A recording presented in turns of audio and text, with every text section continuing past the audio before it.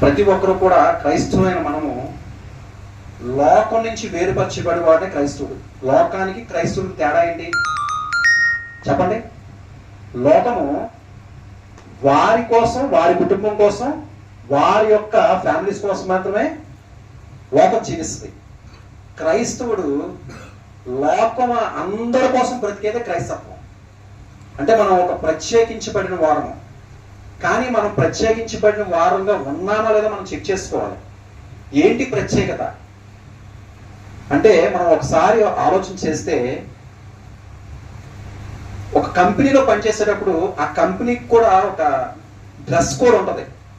ఒక స్కూల్కి వెళ్ళండి, లేకపోతే కాలేజ్కి వెళ్ళండి, ఆ యొక్క కాలేజీకి తగ్గ డ్రెస్ కోడ్ ఉంటుంది, ఆ స్కూల్కి తగ్గ డ్రెస్ కోడ్ ఉంటుంది. అంతేగాని ఒకే కాలేజీకి ఉన్న వారు అందరూ కూడా ఒకే డ్రెస్ కోడ్ ఉండదు. అలాగే మనం దేవుని రక్తం చేత కడగబడ్డ మనం అందరూ కూడా క్రీస్తు అనే వస్త్రం ధరించిన వారు. క్రీస్తు అనే వస్త్రం అంటే ఏంటి? పాపాన్ని విడిచిపెట్టడమే క్రీస్తు అనే వస్త్రం. స్టిల్ ఇప్పటికిప్పుడు అంటే ఆ యొక్క ఆలోచన ఏంటంటే, ఉదాహరణకు ఒక మాట చెప్తాను. మన దగ్గర సెల్ ఫోన్స్ ఉన్నాయి. భార్య సెల్ ఫోను భర్తకి ఇవ్వండి. స్టిల్ ఇప్పటికిప్పుడు ఏ డిలీట్ చేయకుండా, ఏ మెసేజ్ పెట్టకుండా భర్త ఫోన్ భార్య దగ్గర తీసుకోండి. ఇదే క్రీస్తు వస్త్రం ధరించడం. అలా ఎంతమంది ఉండగలరు? పిల్లలు, ఎవరైతే పిల్లలు ఉన్నారో వారి తల్లిదండ్రులకి ఫోన్ ఇవ్వనండి. మన జీవితం అంతా అందులోనే ఉంది. ప్రత్యేకించబడడం అంటే పాపాన్ని విడిచిపెట్టడమే. దేవుడి లోకానికి వచ్చింది కూడా మనందరి పాపాల కొరకు ఆయన బలి అయ్యాడు. ఆయన రక్తం కాచారు. మొన్న సిలువలో మరి దేవుని కోసం మనం గుడ్ ఫ్రైడేకి ధ్యానించాం. అంటే మనం ఆచార సంబంధంగా ఉన్నామా, భక్తి సంబంధంగా ఉన్నామా, లేకపోతే విశ్వాసపూర్వకంగా ఉన్నామా? ఆచారం అంటే నా తల్లిదండ్రులు నమ్ముకున్నారు కాబట్టి నేను కూడా చర్చికి రావాలి, నా తల్లిదండ్రులు వెళ్ళమంటున్నారు కాబట్టి నేను కూడా చర్చికి వెళ్ళాలి, మా పాస్టర్ వెళ్ళమన్నారు, పాస్టర్ బాధపడతారేమో అని చర్చికి వస్తున్నాం. అది ఆచార సంబంధం. అలాగే ఆచార సంబంధంగా వస్తున్నాం అనేది మనం చెక్ చేసుకోండి. భక్తి, ఈరోజు అయ్యప్పమాల అందరికి తెలుసు కదా, స్వామిమాల అందరికి తెలుసు కదా. ఇలాగా 40 దినాలు వాళ్ళు మాలేస్తారు. 40 దినాలు లేకపోతే 7 వారాల పూజలని, 40 వారాల మరి పూజలని వాళ్ళందరూ చేసుకొని చేస్తారు. దేనికి చేస్తారు? అది భక్తి పరంగా. ఆ 40 దినాలు చేసిన తర్వాత ఏమవుద్ది? మళ్ళీ లోకంలో ఉంటారు. అది ఈరోజు మనం కూడా అలా భక్తి పరంగా ఆదివారం రావాలి కాబట్టి, ఆదివారం ఆరాధన చేయాలి కాబట్టి, ఆదివారం మా అమ్మ నాన్న అందరూ వెళ్తున్నారు కాబట్టి నేను కూడా అందరితో పాటు వస్తున్నాం కాబట్టి అని వస్త్రమా? కాదు, విశ్వాసపూర్వకంగా రావాలి. ఏంటి విశ్వాసం? యేసు ప్రభు లోకానికి వచ్చాడు, చనిపోయాడు, తిరిగి లేచాడు, తిరిగి రాబోతున్నాడు. మనందరి పాపాల వరకు ఆయన మరణించాడు. అలా మనస్ఫూర్తిగా అంగీకరించి మందిరంగా రావాలి. అంతేగాని తల్లిదండ్రులు నమ్ముకున్నానో, పాస్టర్ బాధపడతారనో, అలాగా ఆచార సంబంధంగా, భక్తి సంబంధంగా ఇంతవరకు ఇన్ని రోజులు మీరు కానీ వస్తే సంఘానికి, ఈ రోజు నుంచి ఆ ఆలోచన మార్చుకోండి. విశ్వాసపూర్వకంగా దేవుడు నా కొరకు మరణించాడు. ఎందుకంటే నీ రక్షణ, ఒక కుటుంబంలో ఒక యజమాని పనిచేస్తే, అంటే నీ తండ్రి పనిచేస్తే ఆ యొక్క జీతం కొరకు నీ కుటుంబం అంతా పోషించబడుతుంది. కానీ నీ ఒక్క రక్షణ వల్ల నీ కుటుంబం రక్షించబడదు.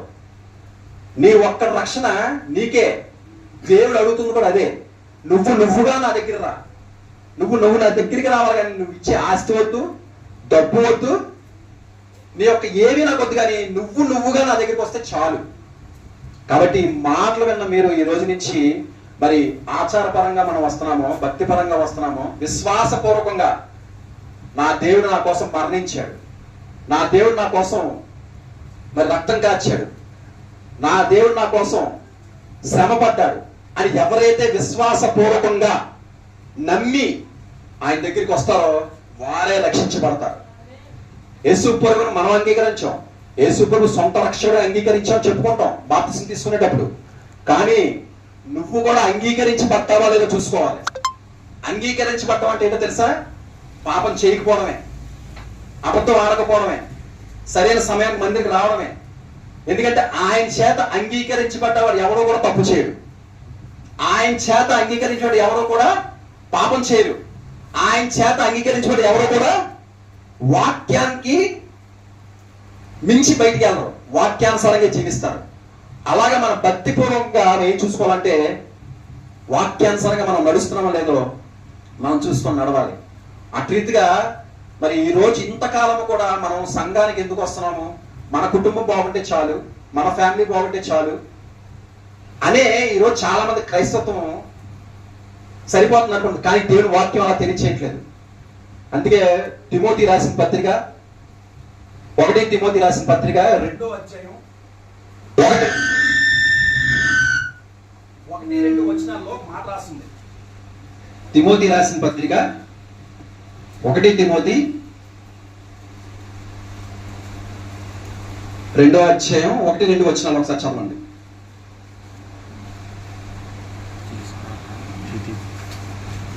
నేను చదువుతానండి. 1 తిమోతి 1వ అధ్యాయం 2వ అధ్యాయం 1-2 వచనాలు. మనము సంపూర్ణ భక్తియు మాన్యత్యము కలిగి నెమ్మదిగాను సుఖముగాను బ్రతుకు నిమిత్తము అన్నిటికంటే ముఖ్యముగా మనుషులందరి కొరకును రాజుల కొరకును అధికారులందరి కొరకును విజ్ఞాపనములను ప్రార్థనలు యాచనలు కృతజ్ఞతాస్తుతులు చేయవలని హెచ్చరించుచున్నాను. ఇక చూడండి, సంపూర్ణ భక్తియు మాన్యత్యం కలిగి నెమ్మదిగాను అంటే మన నెమ్మది కోసము, రెండోది సుఖముగాను మనం సుఖంగా బ్రతకడం కోసము, అన్నిటికంటే ముఖ్యముగా, అన్నిటికంటే అంటే దేవుడు చూడండి అక్కడ వాక్యాన్ని అండర్లైన్ చేసుకోండి. అన్నిటికంటే ముఖ్యంగా మనుషులందరి కొరకు. మన క్రైస్తవులైన మనము ఎవరి కోసం బ్రతకాలంటుంది వాక్యం. లేఖనము ఏమి తెలియచేస్తుందో ఆ లేఖనం ప్రకారమే మనం వెళ్ళాలి. ఎవరో వస్తారు, అమ్మా నీకు అద్భుతం జరుగుద్ది అంటే నమ్మద్దు, అమ్మా నేను స్వస్థపడుతా అంటే నమ్మద్దు. నేను రాత్రి సాక్షిలో చెప్తాను, ఇప్పుడు చెప్పనుగా నా మాటలో. కానీ నీ విశ్వాసమే నిన్ను బలపరుస్తుంది, నీ విశ్వాసమే నిన్ను నడిపిస్తుంది, నీ విశ్వాసమే నిన్ను బ్రతికేలా చేస్తుంది. కాబట్టి మన విశ్వాసమే. ఎవరో హైదరాబాద్ నుంచి వచ్చారనో లేకపోతే ఎవరో ఎక్కడి నుంచో వచ్చారో వీళ్ళకి స్వస్థవరం ఉందని చెప్పేసి మాకు దయచేసి మీరు మూఢనమ్మకాల్లో వెళ్ళద్దు. దేవుడు వాక్యం ఏం తెలియజేస్తుందంటే నీ విశ్వాసమే నేను స్వస్థపరుస్తుందని చెప్తుంది. అలాగే వాక్యం ఏం తెలియజేస్తుంది, మనుషులు అందరి కొరకు మనం బ్రతకాలంట. ప్రతి క్రైస్తవుడు దేవుడి రక్తం చేత కడగబడ్డ మనము, ప్రతి క్రైస్తవుడు కూడా ఎవరి కోసం బ్రతకాలంట? మనుషులు అందరి కొరకు ప్రార్థన చేయాలి. అలా ప్రార్థించినప్పుడు దేవుడు చాలా సంతోషిస్తాడు. అలాగే అధికారం కోసము, ఈరోజు అధికారం వాళ్ళ చేతిలో ఉందని అన్నగారు నాకు ఫోన్ చేశారు. బ్రదర్ ఇలాగ పోలీసులు పర్మిషన్ రాలేదనండి. ఏమిటి, దేవుడు సత్యం కోసం చెప్పడానికి పోలీస్ పర్మిషన్ అవసరం అండి? చూసారా? అంటే ఆ అధికారుల యొక్క ఆలోచన మార్చాలని కూడా మనము ప్రార్థించాలి. రాజులు అంటే డబ్బున్నారు. ఒక విషయం గమనించండి, ఈరోజు మనం రేకుల షెడ్లో ఉంటున్నాం. మందిరం ఎలాగుందాం ఇది? అదే లోపల్లో చూస్తే వాళ్ళ గుండె ఎలా ఉన్నాయి చెప్పండి? ఫండ్ ఇస్తున్నారు, బోర్డు డబ్బు ఇస్తున్నారు. కానీ మనం ఎవరి కోసం ప్రార్థించాలి? ఆ ఆత్మ రక్షించబడాలని ప్రార్థన చేసినప్పుడు ఏమవుతుందంటే ఇచ్చే ఆత్మను దేవుడు మన దగ్గర పంపిస్తాడు. ఇలాంటి మందిరాలు, అనేకమైన మందిరాలు లేవనెత్తిపడతాయి. షెడ్లో కాదని ఏసీలో మనం ఉండొచ్చు. ఎవరి కోసం ప్రార్థించాలి మనం? అలా నశించిపోతున్న వారి కోసం మనం ప్రార్థించాలి. అలా ప్రార్థించినప్పుడు ఏమవుతుందంటే వారి ద్వారా వారు కుండీల్లోని బోల్డంత డబ్బు ఇచ్చిస్తున్నారు, వ్యర్థంగా ఖర్చు పెడతారు. అబద్ధానికి అంత బలం ఉంటే మన సత్యానికి ఎంత బలం ఉందండి? ఆలోచన చేయండి. కాబట్టి గోడలతో కట్టే మందిరం కాదు దేవుడు అడిగింది, ఆత్మలతో కట్టే మందిరం దేవుడు అడిగాడు. కాబట్టి ఆత్మల కోసం మనం ప్రార్థించాలి. ఆ ఆత్మల కోసం ప్రార్థించినప్పుడు ఇచ్చే ఆత్మను దేవుడు పంపిస్తాడు. ఆ ఆత్మను బట్టి మనం ఏమవుతామంటే దేవుడి రాజ్యంలో మనకు ఒక బహుమానం ఉంటుంది. కాబట్టి దేవుడు అంతటి వాడే ఈ లోకానికి వచ్చి మొదటగా ప్రార్థించారండి, తర్వాత సువార్త ప్రకటించారు, తర్వాత ఆత్మరక్షణ జరిగింది. కాబట్టి మనం ప్రార్థించాలి, సువార్త ప్రకటించాలి. ఏంటి లాభం? సువార్త ప్రకటిస్తే మనకి ఏంటి లాభం అనుకుంటున్నారా? ఇక్కడ ఎంతమంది పనిచేస్తున్నారండి? పని వాళ్ళు ఎంతమంది ఉన్నారు, ఉద్యోగస్తులు ఎంతమంది ఉన్నారు? అందరూ పనిచేసేవారేనా? మీరు పనిచేస్తున్న కంపెనీలో కానీ లేకపోతే ఆ యాజమాన్యం కానీ మీకు జీతం ఇస్తుందా? మీ కష్టానికి ఫలితం ఇస్తున్నారు కదా. అది మీకే అవ్వచ్చు, మీ భర్తకే అవ్వచ్చు, ఎవరికైనా అవ్వచ్చు, మీ కష్టానికి ఫలితం ఇస్తున్నారు కదా. దేవుడు సృష్టించిన మనిషే మీ కష్టానికి ఫలితం ఇస్తే, దేవుని పని చేస్తే మన కష్టాన్ని ఆయన ఎందుకు ఉంచుకుంటాడండి? ఆలోచన చేయండి. కాబట్టి అందుకే దేవుడు ఒక వాక్యం రాసింది ఏంటంటే, కొరింథీయులకు రాసిన పత్రిక 9వ అధ్యాయం 16, 17, 18 వచనంలో మాట రాసింది. 16వ వచనంలో సువార్త ప్రకటించకపోవడం వల్ల నాకు శ్రమ. 17వ వచనంలో సువార్త నేను ఇష్టపూర్వకంగా ప్రకటిస్తే అది నాకు జీతం. 18వ వచనంలో సువార్త ప్రకటించడమే నా జీతం. అలాగే ప్రకటన గ్రంథం 22:12 ఒక మాట రాసింది, వారి వారి క్రియలు చెప్పిన వారి జీతాన్ని నా దగ్గర దాచి ఉన్నదని ఇప్పుడు దేవుడి యొక్క వాక్యం తెలియజేస్తుంది. కాబట్టి సువార్త ప్రకటించడం వల్ల మన జీతం ఎవరి దగ్గర ఉంటుంది? మనిషి ఇచ్చే జీతము మనం ఉదయం తింటే లేకపోతే రాత్రి తింటే అరిగిపోతుంది, కానీ దేవుడిచ్చే జీతం శాశ్వతమైన ఆశీర్వాదమైన జీతం మనకి ఇస్తాడు దేవుడు. కాబట్టి అలాగ మనము సువార్త ఏమంటే ఈరోజు పరిస్థితులు పోలే కదా, వాళ్ళందరూ విమర్శిస్తున్నారు కదా, మమ్మల్ని కొడుతున్నారు కదా, మమ్మల్ని ఇచ్చేస్తున్నారు కదా అని భయపడుతున్నారేమో, కానీ నిన్ను కొట్టడానికి మనసు కూడా దేవుడు అంగీకరించాలి.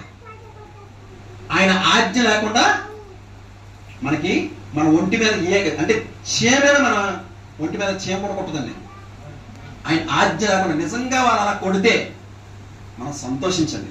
ఎందుకంటే 5, 10, 11లో నా నామం పేరిట, మత్తయి సువార్త 5, 10, 11లో ఒక మాట రాసింది, నా నామం పేరిట ఎవరైతే దూషించబడతారో, అబద్ధ మాటలు పలుకుతారో వారు ధన్యులు, వారిదే పరలోక రాజ్యం.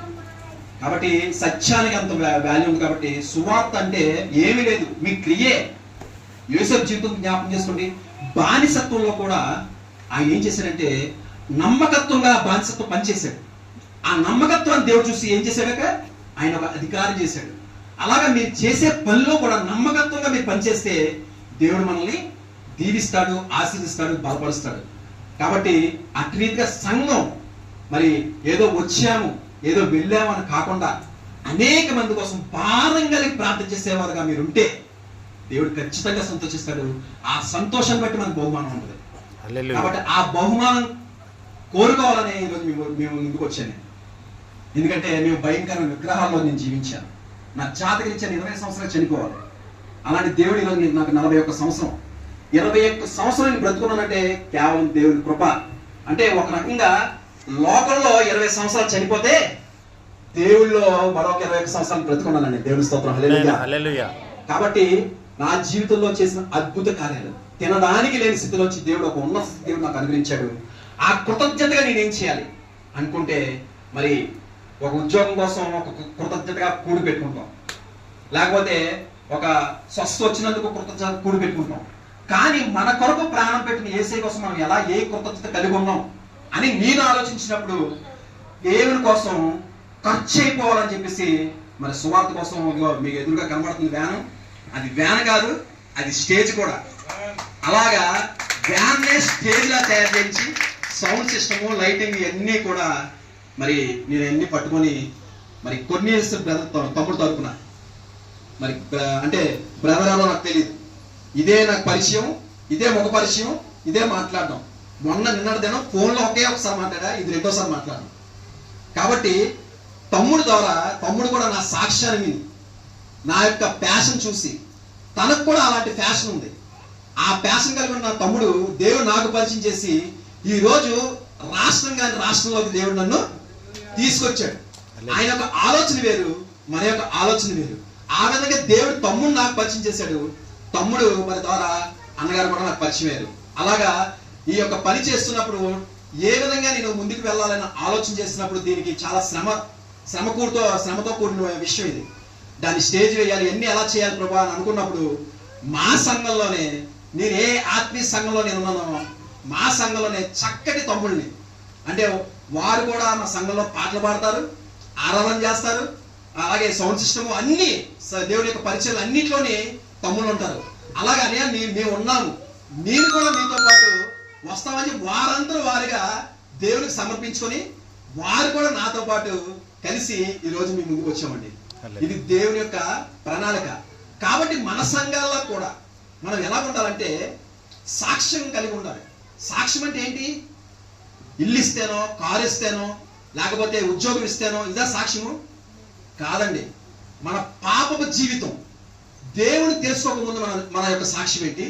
ఈరోజు దేవుడి మందిరికి వస్తున్నా మనకి ఏంటి సాక్ష్యం? ఇదే సాక్ష్యం. నీ జీవితం ముందే ఎలా ఉంది? ఈరోజు నీ జీవితం ఏంటి? ఇదే సాక్ష్యం. అంతేగాని కారు ఇస్తాను, ఇల్లు ఇస్తాను సాక్ష్యం చెప్పడం కాదు. నీ పాపం జీవితం విడిచిపెట్టిన తర్వాత నువ్వు ఎలాగున్నావు ఇదే సాక్ష్యం. కాబట్టి మన ఇంట్లో ఏ సాక్ష్యం కలిగి ఉన్నావు? సంఘంలో ఏ సాక్ష్యం కలిగి ఉన్నావు? నీ భార్య దగ్గర, నీ భర్త దగ్గర ఏ సాక్ష్యం కలిగి ఉన్నావు? లోకంలో ఏ సాక్ష్యం కలిగి? ఇదే సాక్ష్యం అండి. ఈ మూడు కలిగి ఒకేలా ఉన్నప్పుడే మనం నిజమైన క్రైస్తవం. ఇంట్లో ఏ విధంగా ఉంటున్నావో, సంఘంలో ఏ విధంగా ఉన్నావు, లోకంలో కూడా మనం ఆ సాక్ష్యం కలిగి ఉన్నప్పుడే దేవుడు సంతోషిస్తాడు.